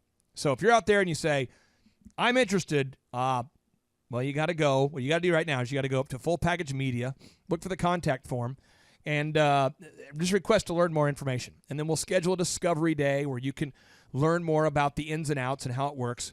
And then Thomas is in the process of finalizing the franchise disclosure document. And so those will be first come, first serve, really starting in June. But it's $1 for the first 20. So if you're out there and you're going, I have $1, check. And I could probably round up 30 for equipment, check. You might be the right kind of fit. Now, here's the deal. You sound kind of sick, and I sound kind of sick. Right. So you got to be willing to work on the sick days and not drop the ball. Because if you're self-employed and you only have one employee when you start, when you call in sick, what happens? You call in sick, you're calling yourself, and no one's going to run the business. And if you call your customers and say, oops, I'm sorry, I can't do the real estate photography shoot today because I'm sick, what's going to happen? That's going to cause you to have a very bad reputation. But if you want to get time freedom and financial freedom, you're going to push through that, okay? Yep. So Ethan went with the 90% of entrepreneur game that I'd recommend, which is find a real problem that people actually have now, not a problem of the future, and solve it. The next thing is he started from the bottom. He decided it's either now or never. So you have to determine your jump point. You could talk about this forever. You could get in there and talk about, someday I want to open a business. Well, Monday, Tuesday, Wednesday, Thursday, Friday, Saturday, Sunday are all going to come this calendar week, but someday will never come. The next thing is you got to understand that only the conspiracy theorists survive. Only the conspiracy theorists survive, according to Andy Grove, the former CEO of Intel. Think about that. So when he was telling me, Ethan was telling me about somebody wanting to buy his company, I advised him to be very skeptical of the entire thing. Stay grounded and objectively weigh the pros and the cons. Weigh the pros and the cons. Look at them and say, is there more pros? Was there more things in favor of this deal or more things going against the deal? And then you got to do the due diligence process, and your coach can help you through this process. But the person who has loose books never gets second looks. You've got to stay on top of your numbers. You got to stay on top of the numbers because people try to pump them up and lie about the numbers when they're trying to sell the business. And if you're lying about the numbers and you're not paying taxes on your income, you can't sell the business because people want to buy the business for what you're paying yourself. You can't say, well, secretly on the side, I take a lot of money, but I don't pay taxes on it. You can't do that. You've got to have this in high integrity bookkeeping. Then you've got to go through this process of signing a non-disclosure agreement. Then you've got to go through the due diligence document where you're agreeing to state any conflicts of interest that you have. You're willing to say, I'm going to not compete if this deal goes through. You got to agree on an employment agreement if they're going to keep you around. So in Ethan's case, they wanted to keep him as part of the company for at least the next 2 years. Then you got to provide a list of all of your current customers. Oh, yes. And of all your current assets. Then you have to have an attorney review a purchase agreement. And then after you do a sign where you sign for the representations and warranties, you agree that what you're saying is true, then you got to cross your fingers and go through the negotiation process. And then they wire you the money, and then you go buy a bunch of burritos. That's what happens. So, again, if you're out there and you want to become super successful, I know that you can do it, but you got to decide today. Are you going to buy a franchise? Are you going to grow your own thing? Are you going to grow that thing? Are you going to buy an existing business? What are you going to do? But don't just wait for it because the time will never be just right. My name's Clay Clark. This has been another outstanding edition of the Thrivetime Show on your radio and podcast download, encouraging you, no days off when you're starting a company. No sick days when you're starting a business. Just show up. God blesses the hands of the diligent. According to Proverbs 10:4, God blesses the hands of the diligent and punishes the hands of the slacker. People don't like that part, so look it up. Proverbs 10:4. We like to end each and every show with a boom, and so now, without any further ado, 3, 2, 1, boom! Well, Thrive Nation, we here at the Thrivetime Show, what we do is we help business owners to grow their businesses. The purpose is to create time freedom and financial freedom, and we've had a long time client that we've worked with, and this is sort of like our exit interview because he's actually exited the business, and so he's at the other end of the rainbow, or he got to the top of the mountain, or he hit his big goal, and I'm honored to call him a friend and a longtime client. Tim Whaley, welcome on to the Thrivetime Show. How are you, sir? I'm doing outstanding, Clay. Thank you for having me on. Can you tell everybody, how did you first hear about what we do in terms of business coaching? I first heard of you through your podcast, actually. So I started listening, was very intrigued. Actually, you had built and sold businesses in the industry that I was in. So it seemed like a natural fit to inquire about coaching. Yeah. And, once we connected and you did your, I'm not sure if it was an onboarding interview or it was more of you were going to determine whether or not we were a good fit. I think that was it. But once we did that, I was hooked and was really hoping that you would take me on as a client, which you did. Now, before I met you, I mean, you'd been in business for a long time, and one would say you were probably the dominant resource or one of the top providers in your industry before we even met. Could you tell the listeners how implementing the Dream 100 system impacted your business growth? Oh my gosh. So within just a few short years, it doubled our revenue, plain and simple. So Dream 100 was by far the secret sauce for our success, and really the reason why I was able to exit my business ahead of schedule. So just a brilliant program, makes total sense. As a company, it's one of the few marketing / advertising outlets that you have total control over. It's not like you're on, Facebook, which owns Facebook, or Google, which owns Google. But I mean, you own the system, you make it work, and great things happen. Now, with the Dream 100, you have to identify the vendors that you want to refer you, or the prospects that you want to refer. You have to identify the ideal and likely buyers that you want to refer you, and then you have to reach out to them consistently. And you guys have done a phenomenal job at doing that. What were a couple of the challenges of persistently reaching out to people to get them to refer you guys business? Well, a couple things. One, you just really have to find the right fit. You have to find the right employee or employees. Because really, when you're going out there, you need somebody who's obviously great at building relationships. And that's a lot of different people. But what I found is you also just need a hunter killer. So it's not necessarily somebody who's very personable and great with people, but somebody with those qualities, but also just has like I said, a hunter killer, just has a drive to bring business in. And you find that person, and they just make it happen. And we were fortunate enough to find a couple great employees who were just very good at that. And now that you have sold the business, you're going to stay on as an advisor to make sure that the brand is successful and that sort of thing. What does it feel like to be on the other side of the rainbow, or to be at the top of the mountain, or to be on the other side of selling a business that you started so many years ago? Well, Clay, it's only been 6 weeks. So obviously some mixed feelings there. But if I had to put it in one word, I would have to say freedom. Okay. Yeah. So it feels pretty darn good. And my wife and I are very excited. Now, obviously, we're still, we're still helping the new ownership transition and whatnot. So there's stuff we're doing and stuff to be done. But overall, it's, when you've been hitting it hard for 33 years, and then all of a sudden you don't have to, it feels pretty darn good. Not going to lie. Now, Robert Kiyosaki, the best-selling author of Rich Dad, Poor Dad, I recently interviewed him, and he had me on his show, and it's been kind of fun to connect with this guy who wrote the Rich Dad, Poor Dad series, and it's just fun to connect with him. And he's been talking borderline obsessively on his show recently about it's not what people say, it's what they do. You need to watch what people do, not what they say. And I think a big thing about having a business coach or a personal trainer, if you're into fitness, is if you're into fitness, you need to have a nutritional plan, you need to have a workout plan, and then you need someone to hold you accountable. And if you're a business owner, you need to have a business plan, you need to have weekly actions that you need to implement, and then you need to have some accountability. How has having a business consultant or a coach to guide you down the path, how has that impacted you? Tremendously. So there's a running joke between my wife and I. I will often say I'm the most consistently inconsistent person you want to meet.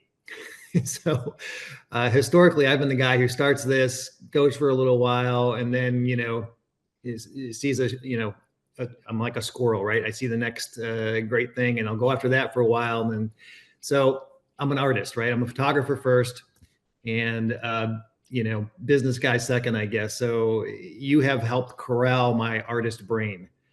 And having, the weekly accountability calls and the action plan has definitely helped me stay focused on what needs to be focused on. So yeah, it's been life-changing, nothing short of life-changing. Now I want to pull up something real quick and get your thoughts on this, because you and I have worked together, I think for what was that, 3 years, or was it how long did we work together there before you exited the business? Do you know? We started in 2019. So 2019. Okay. So we've worked together for quite a while there. And, so 2019, wow. So that's almost 5 years, 4.5 years or so.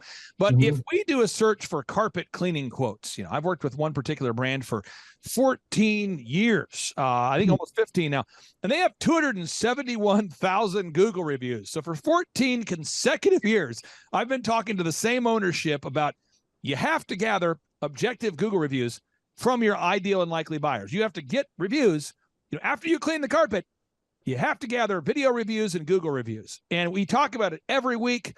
And it's just like it's like bamboo. I keep coming back every week. You can't kill it. I come back every week talking about the reviews. And in a world now where people go online to look stuff up, this has been a powerful tool for oxyfresh.com. It's grown from a handful of locations now to 500 plus locations. How has gathering objective Google reviews and video reviews impacted your sales process? Well, I feel it's a 1-2 punch, Clay. So Dream 100 and the reviews work hand in hand. So the majority of our business comes from the Dream 100, but that's one referral source. So our couples will be referred by venues, but they want to check us out. So they're going to go online and look for our reviews. So not only do you have to have a ton of reviews, but you have to have a ton of 5-star reviews. And so the referrals plus the social proof on Google brings them in. Final questions I have for you, then I'll be done harassing you here, is, you now have got all the systems, the scripts, the website, the ads that work, the Dream 100 system going. And so to give people some clarity, you now have a turnkey marketing system in place. I mean, you have a Dream 100 system that works. You now have an online advertising program that works. You now have a sales process that works. It's all documented and it's all systemized for the new owner.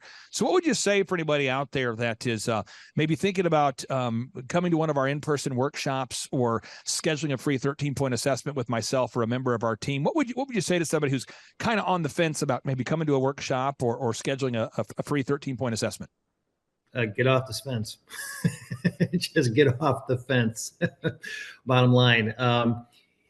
You've helped make my company sellable, right? So those systems is exactly what made our company attractive to the buyer. They were looking for a company that was highly successful, that they could then take and scale. Yep. And our business qualified because of what we've done over the last 5 years. And so yeah, I would not hesitate. I've told anybody who's ever asked me about my coaching relationship with you and your organization, I said, I wouldn't hesitate. Never in a million years. You have literally changed my life as a result of what you've taught me.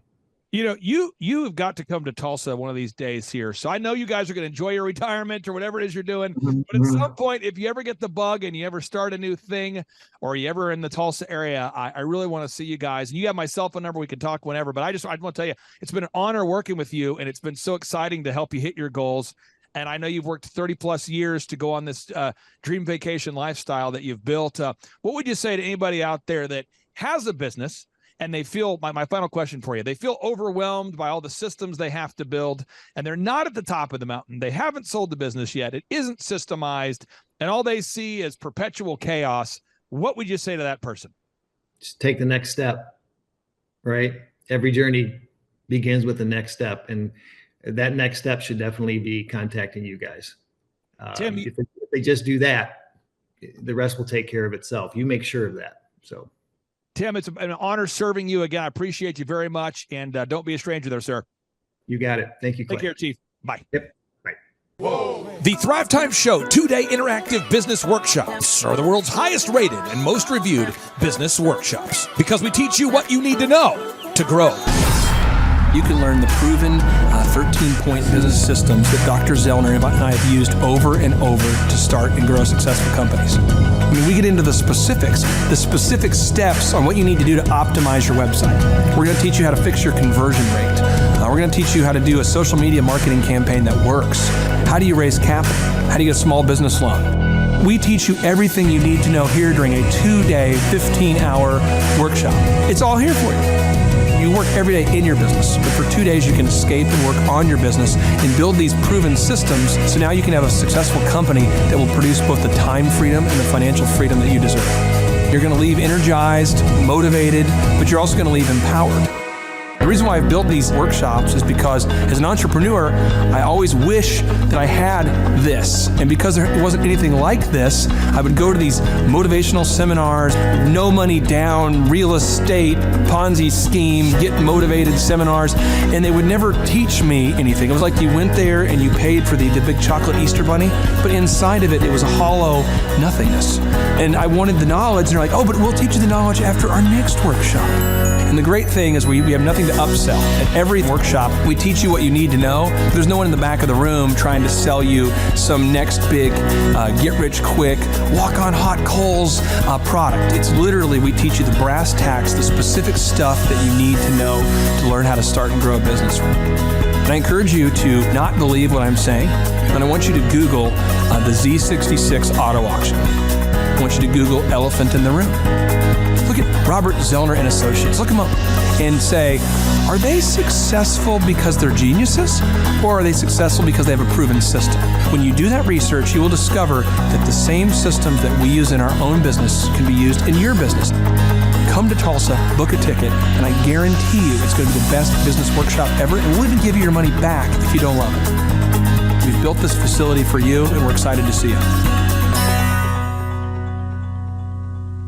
And now you may be thinking, what does it actually cost to attend an in-person 2-day interactive Thrivetime Show business workshop?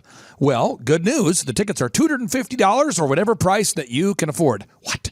Yes, they're $250 or whatever price you can afford. I grew up without money, and I know what it's like to live without money. So if you're out there today and you want to attend our in-person 2-day interactive business workshop, all you got to do is go to thrivetimeshow.com to request those tickets. And if you can't afford $250, we have scholarship pricing available to make it affordable for you. The number of new customers that we've had is up 411% over last year. We are Jared and Jennifer Johnson. We own Platinum Pest and Lawn and are located in Owasso, Oklahoma. And we have been working with Thrive for business coaching for almost a year now. Yeah. So what we want to do is we want to share some wins with you guys that we've had by working with Thrive. First of all, we're on the top page of Google now. Okay. I just want to let you know what type of accomplishment this is. Our competition, Orkin, Terminex, they're both $1.3 billion companies. They both have 2,000 to 3,000 pages of content attached to their website. So to basically go from virtually non-existent on Google to up on the top page is really saying something. But that's come by being diligent to the systems that Thrive has, by being consistent and diligent on doing podcasts and staying on top of those podcasts to really help with getting up on with their listing and ranking there with Google. And also we've been trying to get Google reviews, asking our customers for reviews. And now we're the highest rated and most reviewed pest and lawn company in the Tulsa area. And that's really helped with our conversion rate. And the number of new customers that we've had is up 411% over last year. Wait, say that again. How much are we up? 411%. Okay, so 411% we're up with our new customers. Amazing. Right. So not only do we have more customers calling in, we're able to close those deals at a much higher rate than we were before. Right now, our closing rate is about 85%, and that's largely due to, first of all, like our Google reviews that we've gotten people really see that our customers are happy, but also we have a script that we follow. And so when customers call in, they get all the information that they need. That script has been refined time and time again. It wasn't a one and done deal. It was a system that we followed with Thrive in the refining process, and that has obviously the 411% shows that system works. Yeah. So here's a big one for you. So last week alone, our booking percentage was 91%. We actually booked more deals, more new customers last year than we did the first 5 months. Or I'm sorry, we booked more deals last week than we did the first 5 months of last year from before we worked with Thrive. So again, we booked more deals last week than the first 5 months of last year. And it's incredible. But the reason why we have that success is by implementing the systems that Thrive has taught us and helped us out with. Some of those systems that we've implemented are group interviews. That way we've really been able to come up with a really great team. We've created and implemented checklists. That way everything gets done and it gets done right. It creates accountability. We're able to make sure that everything gets done properly, both out in the field and also in our office. And also doing the podcast, like Jared had mentioned, that has really, really contributed to our success. But that like I said, the diligence and consistency in doing those, and that system has really been a big blessing in our lives. And also, it's really shown that we've gotten the success from following those systems. Yeah. So before working with Thrive, we were basically stuck. Really no new growth with our business. And we were in a rut, and we didn't know. The last 3 years, our customer base had pretty much stayed the same. We weren't shrinking, but we weren't really growing either. Yeah, and so we didn't really know where to go, what to do, how to get out of this rut that we're in. But Thrive helped us with that. They implemented those systems. They taught us those systems. They taught us the knowledge that we needed in order to succeed. Now it's been a grind. Absolutely, it's been a grind this last year. But we're getting those fruits from that hard work and the diligent effort that we're able to put into it. So again, we were in a rut. Thrive helped us get out of that rut. And if you're thinking about working with Thrive, quit thinking about it and just do it. Do the action, and you'll get the results. It will take hard work and discipline, but that's what it's going to take in order to really succeed. So we just want to give a big shout out to Thrive, a big thank you out there to Thrive. We wouldn't be where we're at now without their help. Hi, I'm Dr. Mark Moore. I'm a pediatric dentist. Through our new digital marketing plan, we have seen a marked increase in the number of new patients that we're seeing every month, year over year. 1 month, for example, we went from 110 new patients the previous year to over 180 new patients in the same month. And overall, our average is running about 40 to 42% increase month over month, year over year. The group of people required to implement our new digital marketing plan is immense, starting with a business coach, videographers, photographers, web designers. Back when I graduated dental school in 1985, nobody advertised. The only marketing that was ethically allowed in everybody's eyes was mouth-to-mouth marketing.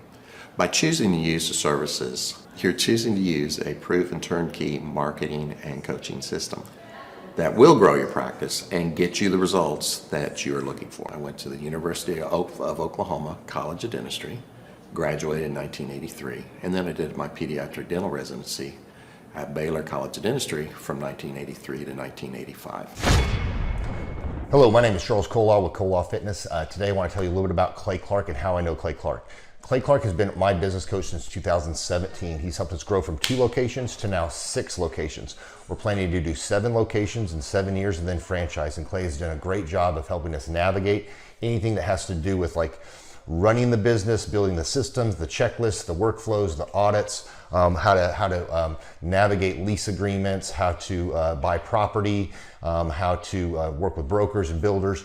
This guy is just amazing. He's this kind of guy has worked in every single industry. He's written books with like Lee Crockrell, head of Disney, with the 40,000 cast members.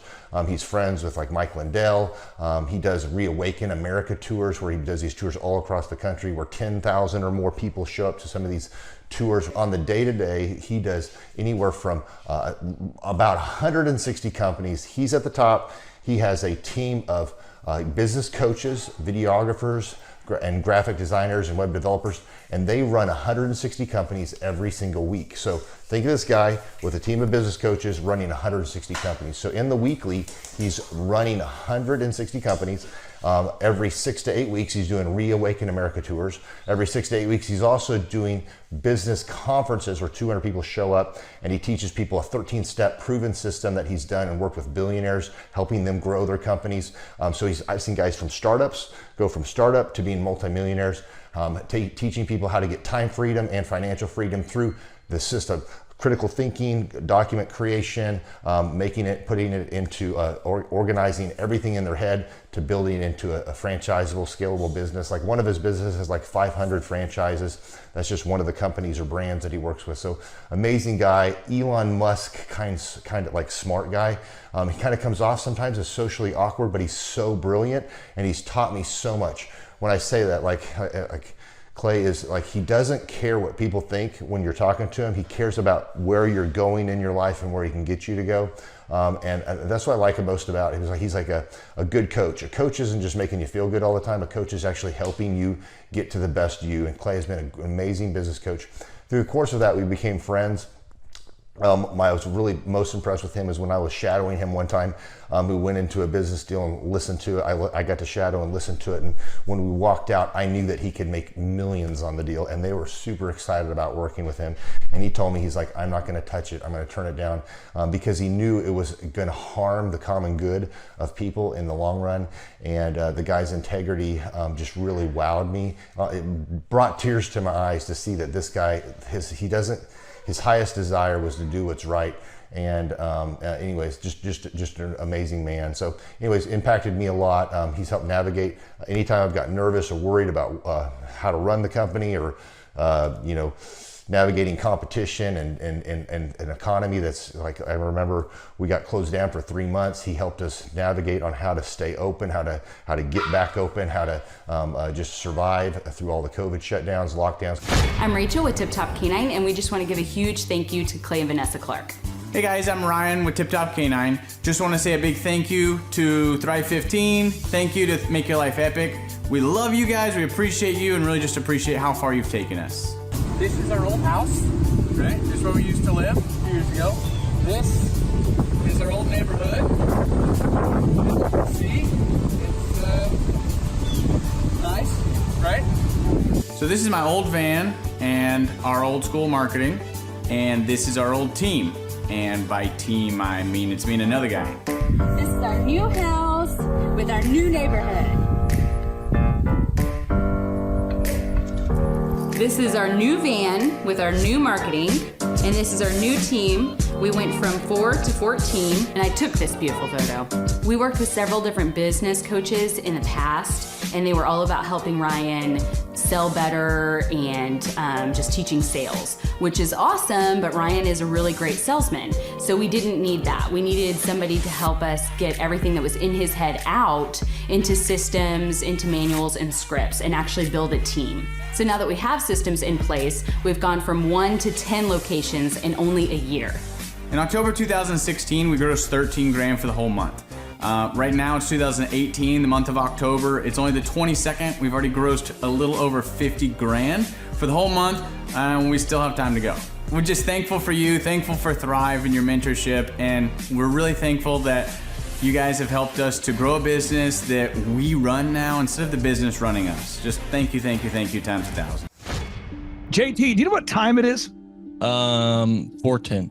It's Tebow time in Tulsa, Jerusalem, baby. Tim Tebow is coming to Tulsa, Oklahoma. Whoa. During the month of Christmas, December 5th and 6th, 2024, Tim Tebow is coming to Tulsa, Oklahoma in the 2-day interactive Thrivetime Show Business Growth Workshop. Yes, folks, put it in your calendar. This December, the month of Christmas, December 5th and 6th, Tim Tebow is coming to Tulsa, Oklahoma in the Thrivetime Show 2-day interactive business growth workshop. Whoa. We've been doing business conferences here since 2005. I've been hosting business conferences since 2005. What year were you born? 1995. Dude, I've been hosting business conferences since you were 10 years old. And a lot of people, have followed Tim Tebow's football career on the field and off the field. And off the field, the guy's been just as successful as he has been on the field. Now, the big question is, JT, how does he do it? Well, they're going to have to come and find out because I don't know. Well, I'm just saying, Tim Tebow's going to teach us how he organizes his day, how he organizes his life, how he's proactive with his faith, his family, his finances. He's going to walk us through his mindset that he brings into the gym, into business. It is going to be a blasty blast in Tulsa, Jerusalem. Folks, I'm telling you, if you want to learn branding, you want to learn marketing, you want to learn search engine optimization, you want to learn social media marketing, that's what we teach at the Thrivetime Show 2-day interactive workshop. If you want to learn accounting, you want to learn sales systems, you want to learn how to build a linear workflow, you want to learn how to franchise your business, that is what we teach at the 2-day interactive Thrivetime Show business workshop. Over the years, we've had the opportunity to feature Michael Levine, the PR consultant of choice for Nike, for Prince, for Michael Jackson. We've had the top PR consultant in the history of the planet has spoken at the Thrivetime Show workshops. We've had Jill Donovan, the founder of RusticCuff.com, a company that creates apparel worn by celebrities all throughout the world. Jill Donovan, the founder of RusticCuff.com, has spoken at the 2-day interactive Thrivetime Show business workshops. We have the man who's responsible for turning around Harley Davidson, a man by the name of Ken Schmidt. He has spoken at the Thrivetime Show 2-day interactive business workshops. Folks, I'm telling you, these events are going to teach you what you need to know to start and grow a successful business. And the way we price the events, the way we do these events, is you can pay $250 for a ticket or whatever price that you can afford. What? Yes, we've designed these events to be affordable for you, and we want to see you live and in person at the 2-day interactive December 5th and 6th Thrivetime Show Business Workshop. Everything that you need to succeed will be taught at the 2-day interactive Thrivetime Show Business Workshop, December 5th and 6th in Tulsa, Oklahoma. And the way we do these events is we teach for 30 minutes, and then we open it up for a question and answer session so that wonderful people like you can have your questions answered. Yes, we teach for 30 minutes, and then we open it up for a 15-minute question and answer session. It's interactive. It's 2 days. It's in Tulsa, Oklahoma. We've been doing these events since 2005, and I'm telling you, folks, it's going to blow your mind. Yes, ladies and gentlemen, the Thrivetime Show 2-day interactive business workshop is America's highest rated and most reviewed business workshop. See the thousands of video testimonials from real people just like you who've been able to build multi-million-dollar companies. Watch those testimonials today at thrivetimeshow.com. Simply by clicking on the testimonials button right there at thrivetimeshow.com, you're going to see thousands of people just like you who've been able to go from just surviving to thriving. Whoa. Each and every day, we're going to add more and more speakers to this all-star lineup, but I encourage everybody out there today, get those tickets today. Go to thrivetimeshow.com. Again, that's thrivetimeshow.com. And some people might be saying, well, how do I do it? What do I do? How does it work? You just go to thrivetimeshow.com. Let's go there now. We're feeling the flow. We're going to thrivetimeshow.com. Again, you just go to thrivetimeshow.com. You click on the business conferences button, and you click on the request tickets button right there. The way I do our conferences is we tell people it's $250 to get a ticket. Yep. Or whatever price that you can afford. And the reason why I do that is I grew up without money. JT, you're in the process of building a super successful company. Did you start out with $1 million in the bank account? No, I did not. Nope, did not get any loans, nothing like that. Did not get an inheritance from parents or anything like that. I had to work for it, and I'm super grateful. I came to a business conference. That's actually how I met you, met Peter Taunton. I met all these people. So if you're out there today and you want to come to our workshop, again, you just got to go to thrivetimeshow.com. You might say, well, who's speaking? We already covered that. You might say, where's it going to be? It's going to be in Tulsa, Jerusalem, Oklahoma. And so it says Tulsa, Jerusalem. I'm really trying to rebrand Tulsa as Tulsa, Jerusalem, sort of like the Jerusalem of America. But if you type in Thrivetime Show and Jinx, you can get a sneak peek or a look at our office facility. This is what it looks like. This is where you're headed. It's going to be a blasty blast. You can look inside, see the facility. We're going to have hundreds of entrepreneurs here. It is going to be packed. Now, for this particular event, folks, the seating is always limited because my facility isn't a limitless convention center. You're coming to my actual home office, and so it's going to be packed. Who? You're going to come. Who? You? I'm talking to you. You can just get your tickets right now at thrivetimeshow.com. And again, you can name your price. We tell people it's $250 or whatever price you can afford. And we do have some select VIP tickets, which gives you an access to meet some of the speakers and those sorts of things. And those tickets are $500. It's a 2-day interactive business workshop, over 20 hours of business training. We're going to give you a copy of my newest book, The Millionaire's Guide to Becoming Sustainably Rich. You're going to leave with a workbook. You're going to leave with everything you need to know to start and grow a super successful company. It's practical, it's actionable, and it's Tebow time right here in Tulsa, Jerusalem. Get those tickets today at thrivetimeshow.com. Again, that's thrivetimeshow.com. Hello, I'm Michael Levine, and I'm talking to you right now from the center of Hollywood, California, where I have represented over the last 35 years 58 Academy Award winners, 34 Grammy Award winners, 43 New York Times bestsellers.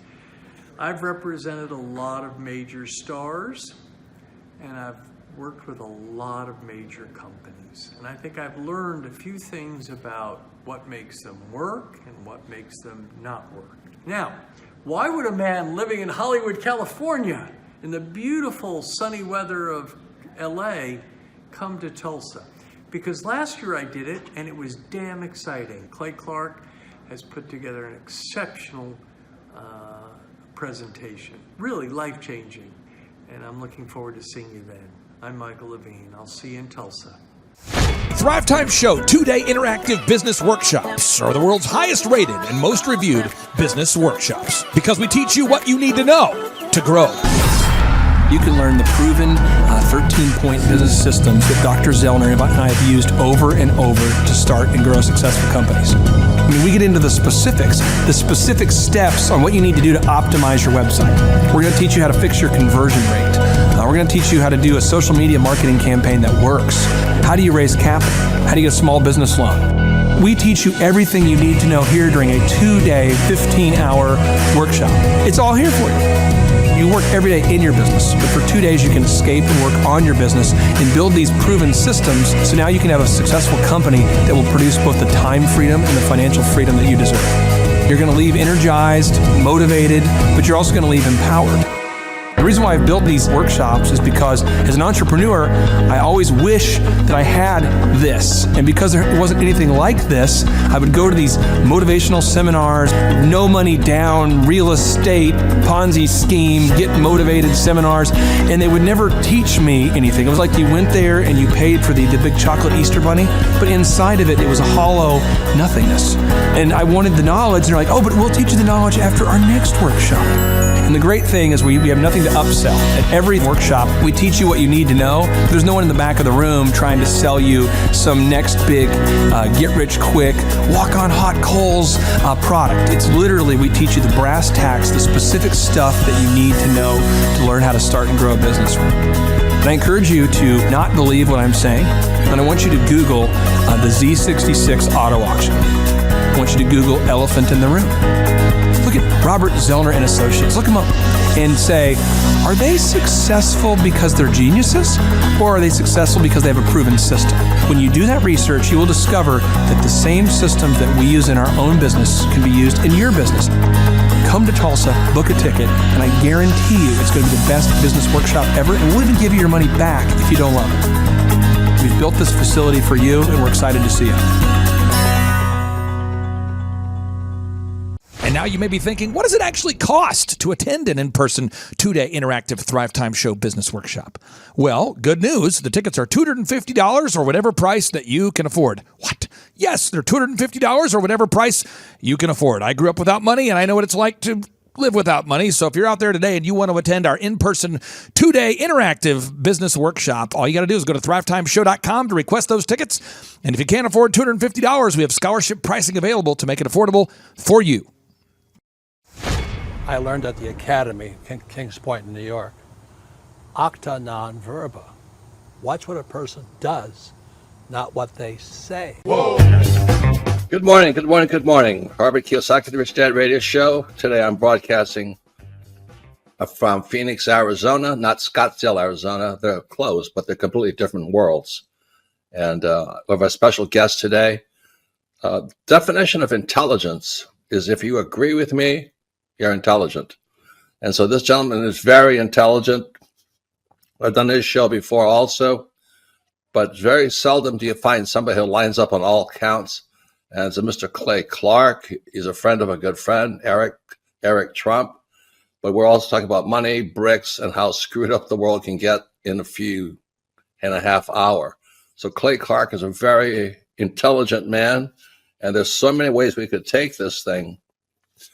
But I thought, since you and Eric are close, Trump, what were you saying about what Trump can't, what Donald, who's my age, and I can say or cannot say? First of all, I have to honor you, sir. I want to show you what I did to one of your books here. There's a guy by the name of Jeremy Thorne, who was my boss at the time. I was 19 years old, working at Faith Highway. I had a job at Applebee's, Target, and DirecTV. And he said, have you read this book, Rich Dad, Poor Dad? And I said, no. And my father, may he rest in peace, he didn't know these financial principles. So I started reading all of your books and really devouring your books. And I went from being an employee to self-employed to the business owner to the investor. And I owe a lot of that to you. And I just wanted to take a moment to tell you thank you so much for allowing me to achieve success. And then I'll tell you all about Eric Trump. But I just want to tell you thank you, sir, for changing my life. But not only that, Clay, thank you, but you become an influencer. More than anything else, you've evolved into an influencer where your word has more and more power. So that's why I congratulate you on becoming. Because as you know, there's a lot of fake influencers out there, too, or bad influencers. Yeah. So anyway, I'm glad you and I agree so much. And thanks for reading my books. Yeah. That's the greatest thrill for me today. Not a thrill, but recognition is when people, young men especially, come up and say, I read your book, changed my life, I'm doing this, I'm doing this, I'm doing this. I learned at the academy, Kings Point in New York, acta non verba. Watch what a person does, not what they say. Whoa.